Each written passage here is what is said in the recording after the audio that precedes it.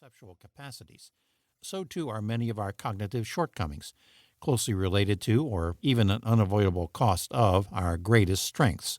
And just as the study of perceptual illusions has illuminated general principles of perception, and the study of psychopathology has enhanced our knowledge of personality, so too should the study of erroneous beliefs enlarge our understanding of human judgment and reasoning. By design, then, this book dwells on beliefs that are wrong, but in doing so, we must not lose sight of how often we are right. As these remarks suggest, many questionable and erroneous beliefs have purely cognitive origins and can be traced to imperfections in our capacities to process information and draw conclusions. We hold many dubious beliefs, in other words, not because they satisfy some important psychological need, but because they seem to be the most sensible conclusions consistent with the available evidence.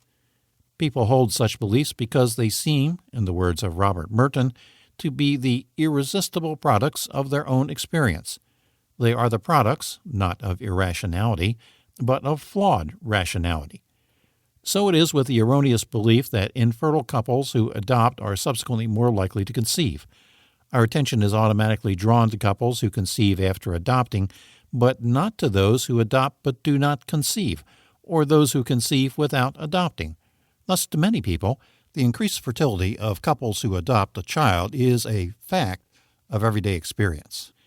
People do not hold this belief because they have much of an emotional stake in doing so. They do so because it seems to be the only sensible conclusion consistent with the information that is most available to them.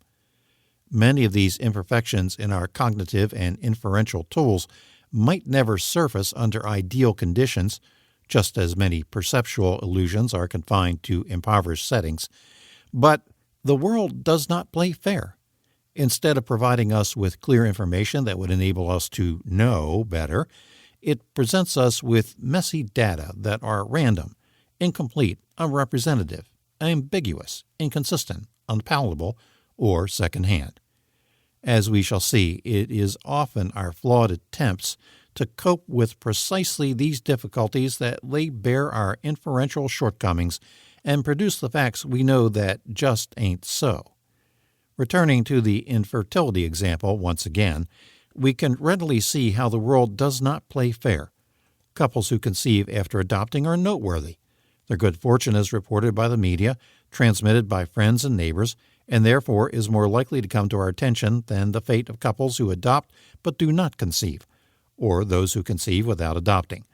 Thus, even putting our own cognitive and inferential limitations aside, there are inherent biases in the data upon which we base our beliefs, biases that must be recognized and overcome if we are to arrive at sound judgments and valid beliefs. In tackling the subject of questionable and erroneous beliefs, I continue the effort of many social and cognitive psychologists who in the past several years have sought to understand the bounded rationality of human information processing.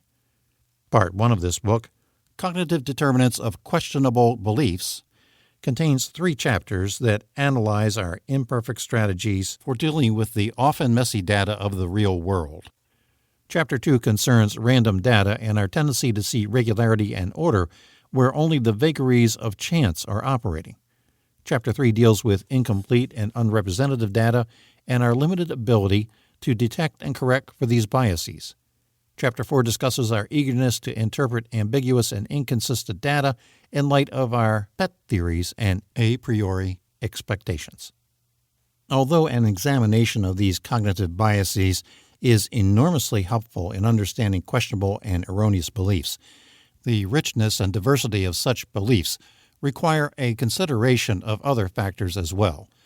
Accordingly, Part 2 contains 3 chapters on the motivational and social determinants of questionable beliefs. Chapter 5 locates the roots of erroneous beliefs and wishful thinking and self-serving distortions of reality. This chapter provides a revisionist interpretation of motivational effects by examining how our motives collude with our cognitive processes to produce erroneous but self-serving beliefs. Chapter 6 examines the pitfalls of secondhand information and the distortions introduced by communicators, including the mass media, who are obliged to